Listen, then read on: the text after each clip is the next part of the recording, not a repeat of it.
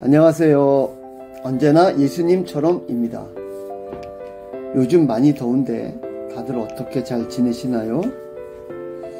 주님과 함께 더위도 극복하시고 환경도 이겨내시고 주님을 찬양하면서 잘 보내시기를 기도합니다. 오늘은 흔들리는 그리스도인을 위해 네 번째 시간인데요. 마음이라는 주제입니다. 원래 이 주제는 제가 나중에 하려고 했는데요. 한 형제님의 요청이 있어서 먼저 합니다.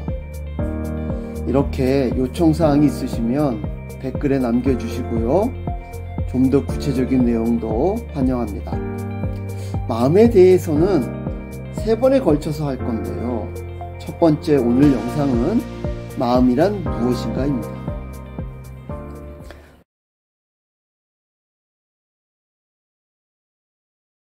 마음에 대한 사전적인 의미는 대체로 7가지를 얘기합니다. 첫 번째, 사람이 본래부터 지닌 성격이나 품성.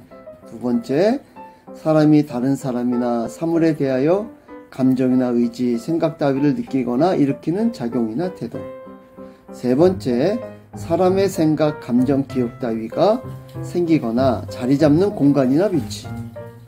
네 번째, 사람이 어떤 일에 대하여 가지는 관심. 다섯 번째, 사람이 사물의 옳고 그름이나 좋고 나쁨을 판단하는 심리나 심성의 바탕. 여섯 번째, 이성이나 타인에 대한 사랑이나 호의의 감정. 일곱 번째, 사람이 어떤 일을 생각하는 힘. 뭔가 많이 다양하죠. 그만큼 이 마음이라는 것이 단순하지 않다는 것을 얘기하는 거예요. 그래서 복잡하고 다양하니까 마음을 한마디로 정의한다는 것도 쉽지 않아요.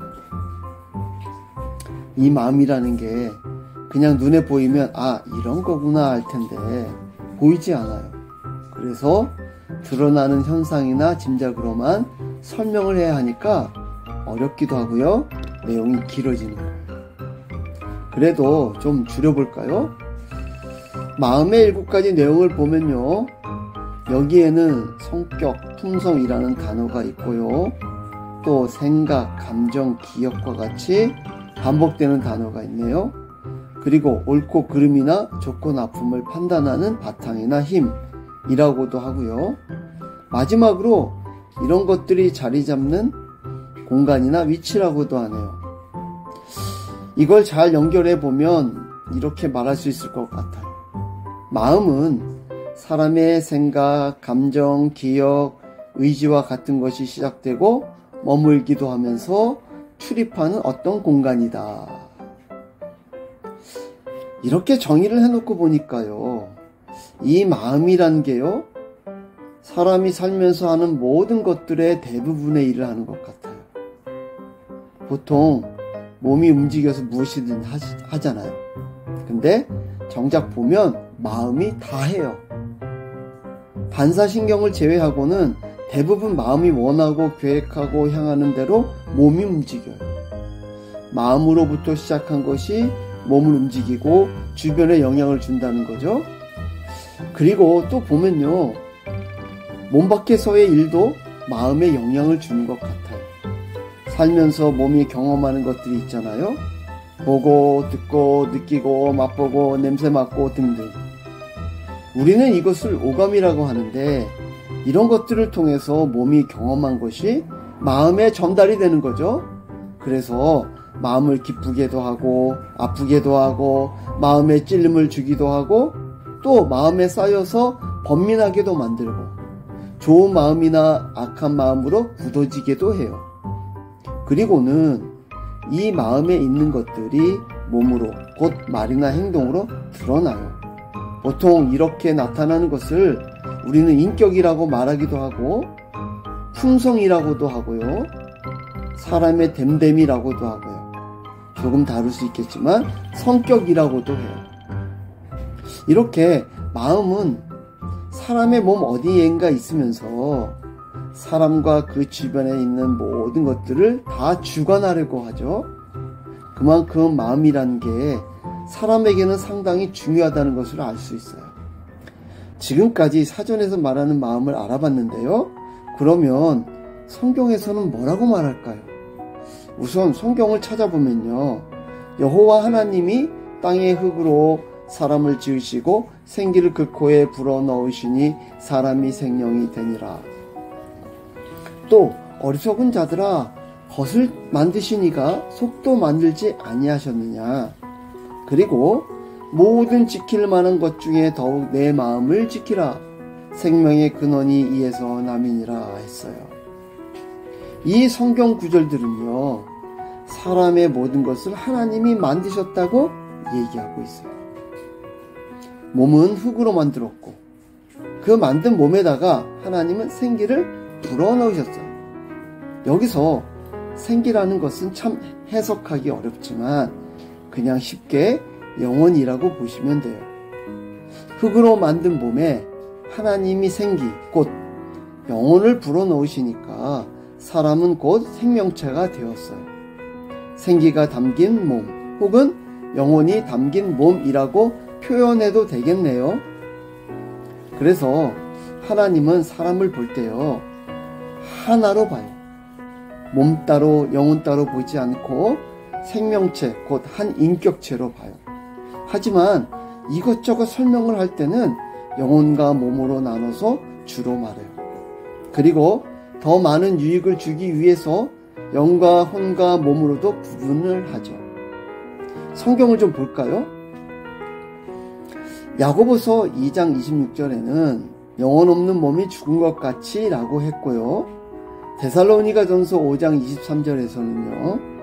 평강의 하나님이 친히 너희를 온전히 거룩하게 하시고 또 너희의 온 영과 혼과 몸이 우리 주 예수 그리스도께서 강림하실 때에 흠없게 보존되기를 원하노라 했어요. 여기에서 이 혼이라는 게 그 기능이나 역할이 다양해요.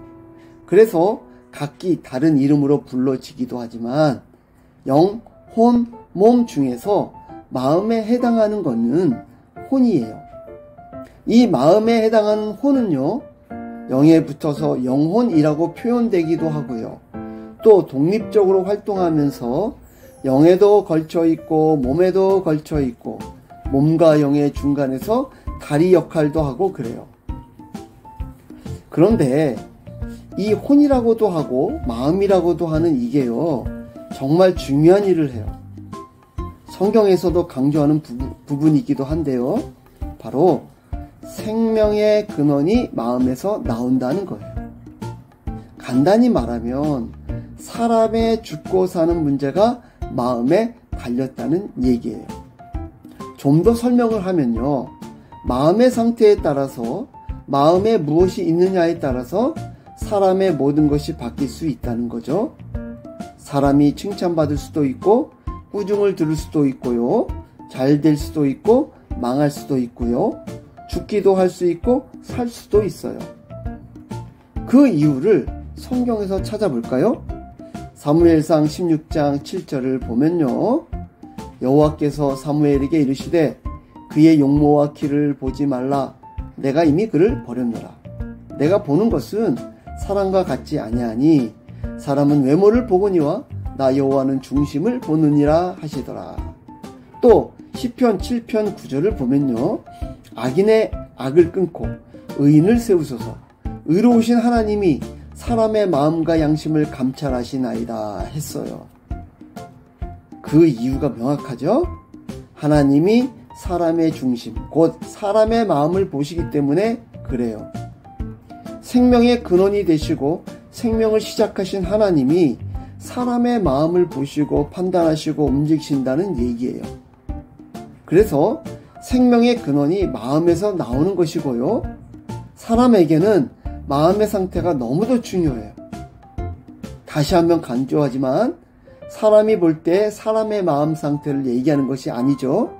하나님이 보실 때 사람의 마음 상태를 얘기하는 거예요. 그러니 예수님을 믿지 않고 하나님을 반대하는 세상 사람들의 마음 상태는 어떠하겠어요? 성경 로마서 1장 18절부터 23절은 이렇게 말하고 있어요. 하나님의 진노가 불의로 진리를 막는 사람들의 모든 경건치 않음과 불의에 대하여 하늘로부터 나타나나니 이는 하나님을 알만한 것이 그들 속에 보임이라. 하나님께서 이를 그들에게 보이셨느니라. 창세부터 그의 보이지 아니하는 것들 곧 그의 영원하신 능력과 신성이 그가 만드신 만물에 분명히 보여 알려졌나니 그러므로 그들이 핑계하지 못할지니라.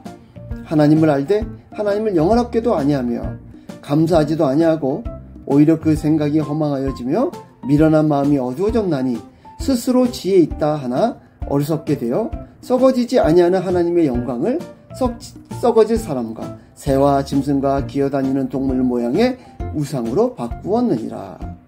또 로마서 1장 28절 32절을 보면요. 또한 그들이 마음에 하나님 두기를 싫어하며 하나님께서 그들을 그 상실한 마음대로 내버려 두사 합당하지 못한 일을 하게 하셨으니 곧 모든 불의, 추악, 탐욕, 악의가 가득한 자요 시기, 살인, 분쟁, 사기, 악독이 가득한 자요 수군수군하는 자요 비방하는 자요 하나님께 미워하시는 자요 능욕하는 자요 교만한 자요 자랑하는 자요 악을 도모하는 자요 부모를 거역하는 자요 우매한 자요 배약하는 자요 무정한 자요 무자비한 자라. 그들이 이 같은 일을 행하는 자는 사형에 해당한다고 하나님께서 정하심을 알고도 자기들만 행할 뿐 아니라 또한 그런 일을 행하는 자들을 옳다 하느니라. 세상 사람들의 마음 상태는 아주 절망적이에요. 하나님은 그들을 향해 사형이다, 곧 죽는다 말씀하시고 있어요. 반면 그리스도인의 마음의 상태는 아주 좋아요. 예수를 믿고 그분을 따르니 하나님 보실 때 이보다 더 좋은 게 없어요. 그런데 그리스도인들은 세상에 있고 세상은 그들을 그냥 놔두지 않아요. 지속적으로 유혹하고 흔들어대요. 그래서 세상에 있는 그리스도인들은 그 마음이 흔들릴 수 있어요. 또 넘어질 수도 있어요. 흔들리고 갈등하고 넘어지는 것 자체가 잘못된 게 아니죠. 문제는 여기에 빠져서 벗어나지 못하고 세월을 보내는 거예요. 성경은 이런 그리스도인들을 위해서요, 다음같이 얘기해주고 있어요. 그러므로 우리는 긍휼하심을 받고 때를 따라 돕는 은혜를 얻기 위하여 은혜의 보좌 앞에 담대히 나아갈 것이니라. 또 그러므로 형제들아, 우리가 예수의 피를 힘입어 성소에 들어갈 담력을 얻었나니